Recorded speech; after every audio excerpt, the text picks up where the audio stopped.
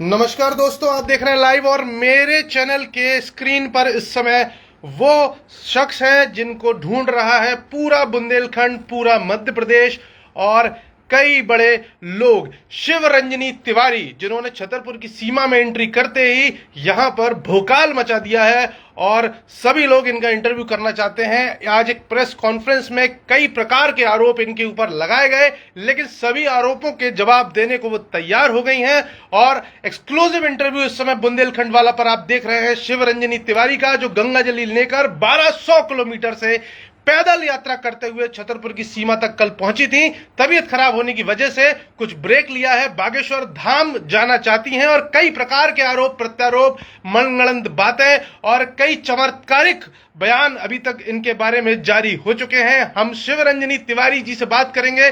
दोस्तों, जल्दी जल्दी जुड़ते जाइए, ये मौका शायद कई दिनों तक आपके पास ना मिले। शिवरंजनी, सबसे पहले स्वागत है आपका हमारे चैनल बुंदेलखंड वाला लाइव पर। बहुत बहुत धन्यवाद और आपके चैनल के सभी दर्शकों को मैं ढेर सारा प्रणाम देना चाहूंगी। बहुत बहुत धन्यवाद ही देना चाहूंगी कि आप सभी लोग मुझे इस समय लाइव देख रहे हैं आपके चैनल से। आरोप लगे हैं आप भगवा वस्त्र पहनती हैं, जो गलत है क्योंकि ये संतों को पहनना चाहिए। आरोप लगे हैं बागेश्वर धाम से आप शादी करना चाहती हैं। आरोप लगे हैं तेल की मार्केटिंग के लिए पूरा प्रोपेगेंडा किया गया है। क्या कहना है आपका? सबसे पहला जो मेरे पर आरोप लगा है, मैं भगवा वस्त्र क्यों पहनती हूँ, तो मैं हर उससे पूछना चाहूंगी जो ये कह रहा है मेरे इस वस्त्र पर क्वेश्चन उठाए जा रहे हैं, क्या ऐसा कहीं लिखा है कि कोई लड़की, कोई कन्या ये वस्त्र नहीं पहन सकती, या फिर सिर्फ साधु संत ही इसको पहन सकते हैं, या ये कपड़ा जो वस्त्र है सिर्फ त्याग की परिभाषा देता है, जैसे सभी लोग आम लोग भी भगवा रंग पहनते हैं। इसमें कहाँ किसने लिखा है कि केवल साधु ही इसको पहन सकते हैं? और अगर ये मेरी पसंद है, मेरे भगवान श्री राम जी की ये रंग है, चूंकि अगर मुझे ये रंग पसंद है तो आपको भला इससे क्या आपत्ति हो सकती है? ये मेरी अपनी निजी चॉइस है। सेकंड जो आरोप लग रहा है, मैं बागेश्वर धाम से शादी करने जा रही हूँ, तो मुझे आप प्रूफ दिखाइए मैंने किस चैनल में ऐसा कहा है कि मैं शादी करना चाह रही हूँ। अगर लोग कह रहे हैं कि मैं शादी का नाम इसलिए जोड़ रही हूँ क्योंकि मैं पब्लिसिटी चाहती हूँ, सस्ती पब्लिसिटी, और ये सब प्रोपेगेंडा इसलिए कर रही हूँ, तो अगर मुझे पब्लिसिटी चाहिए होती तो मैं जिस दिन से मैंने गंगा कलश उठाई थी उसी समय से मेरे इर्द गिर्द मीडिया घूम रही है। मैंने कहीं किसी को नहीं बुलाया, आप सभी लोग मुझे खुद ढूंढते हुए आते हैं, तो मैं वहीं से बोलते हुए चलते कि हाँ देखो मैं बागेश्वर धाम सरकार से शादी करने जा रही हूँ, शादी करने जा रही हूँ। मैंने ऐसा किसी इंटरव्यू में नहीं कहा कि मैं शादी करने जा रही हूँ, शादी का प्रस्ताव लेके जा रही हूँ। मैंने हर जगह ये कहा था कि अगर मेरे मन में ये संकल्प सच में है शादी का, तो बागेश्वर धाम सरकार खुद इसको अपने पर्चे में लिख के देंगे, जो कि अब मैं खुद बताती हूँ पर्चे में ऐसा क्यों लिखा होता जब ये मेरे मन में संकल्प था ही नहीं, क्योंकि वो अंतर्यामी है, वो भगवान है। और प्राणनाथ मैं इसलिए बोलती हूँ क्योंकि वो मेरे भगवान है, मैं उनको मानती हूँ और ऑलवेज मानती रहूंगी। वो पर्चे में लिख के दे देते अगर मेरे मन में ऐसा होता, लेकिन अब चूंकि मेरा पर्चा नहीं खुलना है, चूंकि महाराज वहां पर है ही नहीं, तो मैं खुद इस बात को आपके सामने बता देती हूँ, मेरा ऐसा कोई भी संकल्प नहीं था। तीसरा जो आरोप लगा है मेरे ऊपर कि मैं तेल की सस्ती पब्लिसिटी के लिए अपने, जैसे आप सभी लोगों ने देखा होगा मेरी गाड़ी को लोगों ने शूट किया है फ्रंट से, बैक से, साइड से, उसमें मार्कंडे तेल का लगा हुआ है। मैं आपको बताना चाहूंगी ये जो हमारा तेल है ये लोग हम अपने घर में बनाते हैं, हमारा अपना निजी प्रोडक्ट है। 8 दिनों में हम लोग शर्तिया इलाज करते हैं। घुटना, कमर, गठियावात, साइटिका, जोड़ों का दर्द, चाहे कितना भी पुराना दर्द हो, जो व्यक्ति 10 साल से उठ बैठ ना पा रहा हो वो भी उठने बैठने लगता है, ऐसा हमारा मार्कंडेय दर्दनाशक तेल चलता है, जो कि सिर्फ हम लोग ही सप्लाई करते हैं। किसी भी ओपन स्टॉक मार्केट में अवेलेबल नहीं होता, आप जाके चेक कर सकते हैं। अगर मुझे पब्लिसिटी चाहिए होती, अगर ये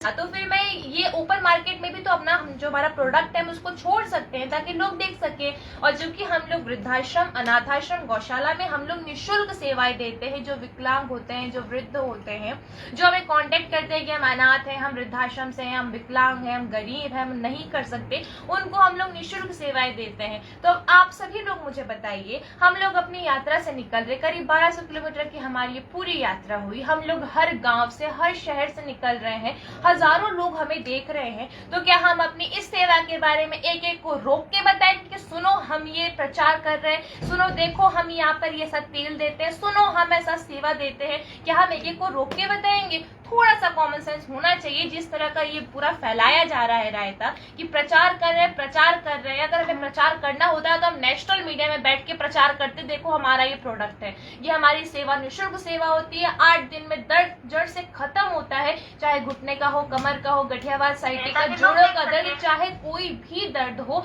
हम शर्त इलाज करते हैं। मार्कंडेय दर्दनाशक तेल। अगर आप भी वृद्धाश्रम से, अगर आप अनाथ हैं, अगर आप विकलांग हैं, अगर आप गरीब हैं, अगर आप असमर्थ हैं जो उसका शुल्क है उसको पे करने में, तो आप भी हमको कांटेक्ट कीजिए। मैं आपको अपना फोन नंबर इस चैनल के माध्यम से बता देती हूँ, आप हमें कांटेक्ट कीजिए इस निःशुल्क सेवा का लाभ उठाने के लिए।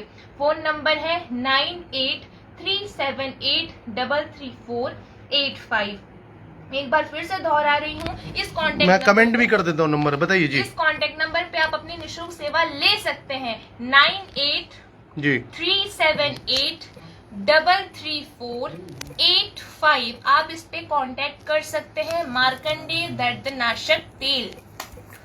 बहुत बड़ी बात आपने कही है, और दर्दनाशक तेल की आप ले सकते हैं, मैंने नंबर डाल दिया है। आप ये बताइए, बागेश्वर धाम के पीठाधीश्वर पंडित धीरेन्द्र कृष्ण शास्त्री से कई लोग कह रहे हैं कि आप विवाह करना चाहती हैं। आज तो स्वयंवर जैसा आरोप लगा दिया गया आपके ऊपर एक प्रेस कॉन्फ्रेंस में। एक मीडिया प्रभारी है जो सरस्वती जो है अपने शंकराचार्य जी की मीडिया प्रभारी, उन्होंने अभी मुक्तेश्वरानंद स्वामी जी के जो मीडिया प्रभारी हैं उन्होंने लगाया है आरोप। क्या कहना चाहती है इसके बारे में? देखिए, इस तरह के जो भी आरोप लगाए गए हैं, मेरी वर यात्रा है, मेरी कलश यात्रा नहीं है, मैं स्वयंवर करने जा रही हूँ, मैं दुल्हन बनने जा रही हूँ, मैं शादी करने जा रही हूँ। मैं देख रही थी कई लोगों ने तो ये भी डाल दिया कि अगर शादी नहीं होगी तो मैं भूख हड़ताल करूंगी और पता नहीं क्या क्या। ये सब इसलिए होगा क्योंकि मैं आपको इसकी बेसिक जो जड़ जहां से निकली मैं आपको बताना चाहूंगी। क्योंकि हर जगह मीडिया में ये बोल के मुझे ट्रोल किया गया कि मेरी ये जो कलश यात्रा है सिर्फ मैं अपने फायदे के लिए कर रही हूँ और मेरा इसमें शादी का संकल्प है। तो मैंने उसके जवाब में एक ही कहा था कि मेरी यात्रा पंडित धीरेन्द्र कृष्ण शास्त्री जी महाराज के पावन धाम बागेश्वर धाम में जाके समाप्त होगी। वहां पर पंडित धीरेन्द्र कृष्ण शास्त्री जी महाराज खुद अपने परिचय में लिख के बताएंगे अगर मैं सच में उनसे शादी करने जा रही हूँ, क्योंकि वो हर किस्से बताते हैं, कौन उनसे शादी करने आया, कौन कौन क्या क्या उनका किस्सा होता है, वो हर बताते हैं, हर कोई किस्सा बताते हैं। तो अगर मेरे मन में सच में अगर शादी का होता है, अगर मैं सच में शादी करने जा रही होती तो वो पर्चे में लिख के देते। अब चूंकि वो वहां पर अवेलेबल नहीं है, मेरा पर्चा नहीं खुल सकता, तो मैं खुद इस बात का खंडन करती हूँ। कभी आपने ऐसा सोचा है कि हमने ऐसा गंगा कलश ले लिया और संकल्प लिया खुद अपने मन से शादी करने का, अपने मन से मैं कभी शादी करने चले गए, कभी सोचा है? मैंने अगर अपना जवाब नहीं दिया है, अगर मैंने कहा है कि अपना संकल्प मैं पर्चे में, चूंकि मेरी इच्छा थी कि पंडित धीरेन्द्र शास्त्री जी मेरा पर्चा खुद बनाएंगे और उसमें खुद वो खंडन कर देंगे, मेरे ऐसी कोई शादी का संकल्प नहीं था, लेकिन वो नहीं है, इसलिए मैं खंडन कर रही हूँ। जब से मैंने अपना मुंह बंद किया था ये बोल के कि आप वेट कीजिए 16 जून का, वो खुद इस पर्चे पे लिखकर बताएंगे, तो लोगों ने तो अलग ही तरीके से ट्रोल कर दिया। स्वयंवर यात्रा, वर यात्रा, दुल्हन बनेंगे, ये वो, मतलब कोई सुनना ही नहीं, जब तक हद हो गई, मतलब कुछ भी बना के मुझे ट्रोल किया जा रहा है। आप भी सोशल मीडिया पे बहुत फेमस हैं और बहुत कम उम्र से आप भजन गायन इत्यादि करती आ रही हैं। बागेश्वर धाम के बारे में आपकी आस्था क्या है? देखिए, मैं बागेश्वर धाम की आस्था बोलूंगी क्योंकि वहां पर हनुमान जी महाराज हैं और मैं बचपन से ही हनुमान जी महाराज की उपासक रही हूँ। बचपन से मैं हनुमान जी का ध्यान करती हूँ और वहां पर केवल हनुमान जी नहीं है, वहां पर बागेश्वर शिवलिंग भी है और मैं अपना गंगा जल बागेश्वर शिवलिंग में ही जाके चढ़ाऊंगी, मैंने ये भी कहा था। तो देखिए, ऐसा नहीं है कि मैं केवल बागेश्वर धाम ही आई, अब लोगों ने उसमें मुझे हाईलाइट कर दिया, अलग तरीके से कुछ जोड़ दिया। गंगोत्री से लेके बागेश्वर धाम के बीच में जितने तीर्थ पड़े हैं मैं सबके आपको नाम गिनवाती हूँ। सबसे पहले तो गंगोत्री अपने आप में एक पावन तीर्थ है, उसके बाद में उत्तरकाशी, उसके बाद में हरिद्वार, देवभूमि हरिद्वार कहा गया है उसको। हम लोग योग नगरी ऋषिकेश में सब जगह हम गए। उसके बाद में हम नैमिषारण्य जैसी पावन तीर्थ में गए। नैमिषारण्य के बाद में आपको बताना चाहूंगी सबसे फेमस धाम इस समय में, जो कि सब कोई जानते हैं जिसके बारे में, करौली शंकर महादेव का धाम, डॉक्टर संतोष भदौरिया जी के यहाँ पर कानपुर में भी मैं गई हूँ, वो भी एक सिद्ध तीर्थ स्थान है, वहां पर भी दिव्य दरबार लगता है। वहां पर भी डॉक्टर संतोष भदौरिया जी, जो कि वहां पे अवेलेबल नहीं थे, लेकिन उन्होंने मुझे वीडियो कॉल से आशीर्वाद दिया था। वहां पर भी सिद्ध स्थान है, वहां पर भी वही कार्य होता है, वहां पर भी वही सब होता है जो यहाँ बागेश्वर धाम में होता है। मैंने वहां के भी दर्शन किए, लोगों ने मुझे वहां से क्यों नहीं जोड़ा। फिर उसके उसके बाद में चलो ठीक है। और चित्रकूट जैसी पावन नगरी, यहाँ पर भी मैं बिल्कुल साइलेंट रही, और यहाँ पर भी मैंने सब संतों के दर्शन किए। ये भी एक नगरी, हमने वहां पर कामतानाथ की परिक्रमा करी, हनुमान धारा गए, स्फटिक शिला गए, माता अनसुईया के दर्शन करे, गुप्त गोदावरी गए। वहां से मुझे क्यों नहीं हाईलाइट किया गया, क्यों मुझे नहीं ढूंढा गया वहां पे? हम लोग बागेश्वर धाम ही केवल एक ऐसा धाम नहीं है जहां पर मैं आ रही हूँ अपने जल को लेकर। इस यात्रा में मैं कई दिव्य धामों के दर्शन कर चुकी हूँ और मैं हर मीडिया चैनल में बता रही हूँ, लेकिन लोगों ने सिर्फ बागेश्वर धाम के नाम से मुझे उठा के ट्रोल कर दिया। ये एक बड़ा सवाल कल की घटना को लेकर के आ रहा है कि आप गाड़ी में बैठ के घूम रही थी, कुछ वीडियो वायरल हो रहे हैं, क्या है इसकी सच्चाई? सबसे पहला सवाल, जब हमारी यात्रा 1200 किलोमीटर की हो गई, मैं हर किसी को बताना चाहूंगी, घर में एसी में बैठ के, कूलर एसी में बैठ के कमेंट पास करने से कुछ नहीं होना है। मैं तो स्टार्टिंग से कह रही हूँ, यहाँ छतरपुर में मुझे कवर किया गया, गंगोत्री से मेरे साथ में चलते, वहां से हमारे साथ में भीषण गर्मी में चल के देखते, जो बोल रहे हैं तो ढोंग हो रहा है, ये तो पाखंड हो रहा है, गली गली ऐसी गाड़ी से भागते रहे होंगे। अरे तो आपको क्या पता, घर में जो आप बैठ के देख रहे हैं उसमें कितनी सच्चाई। चलिए ना हमारे साथ गंगोत्री से क्यों नहीं जुड़े? गंगोत्री से हमारे साथ रहना था, हम लोग तो 50 डिग्री टेम्परेचर में भी चले हैं। अब आप बोलते हैं कि हमको प्रूफ दिखाओ, तो घर में बैठे बैठे एसी कूलर में रहने से, कमेंट पास करने से कुछ नहीं होना है। और जो रही बात कल का जो फुटेज कवर हुआ, दर्शन करने जा रही हूँ, और चूंकि मैंने ये भी कहा था कि मैं उनके माता जी के दर्शन करूंगी, क्यों? क्योंकि धन्य है वो ऐसी मूर्ति जिन्होंने ऐसी दिव्य शक्ति को, आज भी बता रही हूँ, मैं उनको भगवान मानती हूँ। क्योंकि आज के समय में हर किसी के मन की बात जिस तरह से वो पढ़ते हैं, उनके सामने किसी को कुछ बोलने की जरूरत नहीं है। ये जिस तरह की उनमें जो खूबियां हैं, इसको देख के तो मैं उनको भगवान ही मानती हूँ। अब लोगों ने उसे शादी से जोड़ा गया, तब मैंने बोला भी था कि अगर मेरे पर्चे में ऐसा निकल के आएगा, क्योंकि वो अंतर्यामी है, उसे कुछ नहीं छुप सकता, तो मैं खुद मीडिया में आके दिखाऊंगी। मेरे इस जवाब के चलते लोगों ने पता नहीं क्या क्या थंबनेल बना के डाल दिए, और मैं आज उन सबका खंडन करती हूँ। मैं कोई शादी का संकल्प लेके नहीं जा रही थी। मेरा जो संकल्प था, चूंकि मैं जिस रास्ते में थी, मैं कैंसर की स्पेशलिस्ट तो बन के रहूंगी, मैं ऑन्कोलॉजी फील्ड में जाके रहूंगी, तो मैंने बस गंगा माता से ये मनोकामना की थी कि मुझे जिस राह में चल रही, मुझे सक्सेस देने की कृपा करना, क्योंकि डॉक्टर की फील्ड इतनी आसान नहीं होती। तो मेरी ये मनोकामना थी। अब जब मेरी शादी का संकल्प था ही नहीं, तो वो पर्चा में आता ही क्योंकि वो तो मेरे मन में ही नहीं था ना।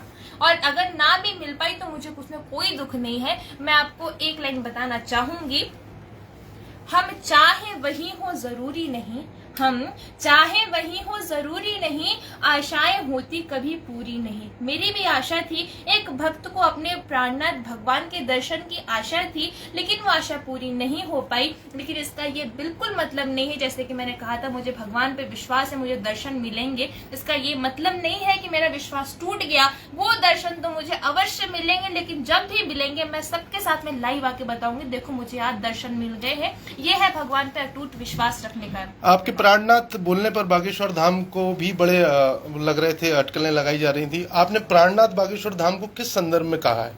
मैं हर इंटरव्यू में बता रही हूँ, मैं उनको भगवान मानती हूँ, मैं उनके चरणों में प्रणाम करती हूँ, क्योंकि जो दिव्य विभूति वो है, जो दिव्य शक्ति वो है, आज के समय में वैसी दिव्य शक्ति कोई भी नहीं है। और अपने भगवान को प्राणनाथ अगर कोई भक्त बोल रहा है, तो इसमें किसी को क्या आपत्ति हो रही है? और अगर आपत्ति हो भी रही तो कोई बात नहीं, मुझे उससे कोई फर्क नहीं पड़ता। वो मेरे प्राणनाथ थे, हैं और रहेंगे।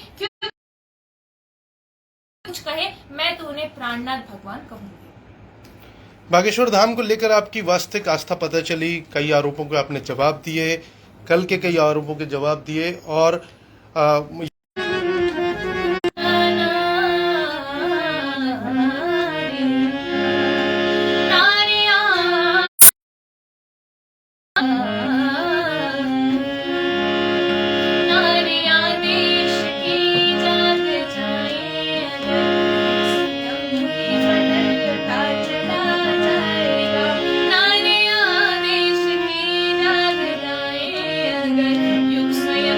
दिए हैं और लाइव आकर के दिए हैं। बहुत बहुत धन्यवाद शिवरंजनी तिवारी जी। बहुत बहुत धन्यवाद आप सभी लोगों को मुझे लाइव देखने का और मेरे संदेश को घर घर तक पहुंचाने का। और आप अपील भी करें कि आपकी जो बात है उसे पहुंचाएं। और बिल्कुल, बागेश्वर धाम आप कब पहुंचेंगी, ये एक बड़ा सवाल जरूर है। बिल्कुल, अब कल ही पहुंचेंगे। 16 जून को मैंने वादा किया था मैं बागेश्वर धाम जाऊंगी, तो अपने वादे पे खरी उतरूंगी। 16 जून को मैं बागेश्वर धाम जाऊंगी। एक बार मेरा शायद नेट कम जा रहा था, अब एक बार वो बता दी, बागेश्वर धाम आप कब जाएंगी? बागेश्वर धाम को एज मेरा कमिटमेंट था, मैं 16 को जाऊंगी, तो 16 को ही यानी जाऊंगी। कल 16 जून को। हाँ बिल्कुल कल ही जाऊंगी। आप सभी लोग मेरे साथ लाइव रहिएगा। आपका बहुत बहुत शुक्रिया मुझे लाइव देखने के लिए।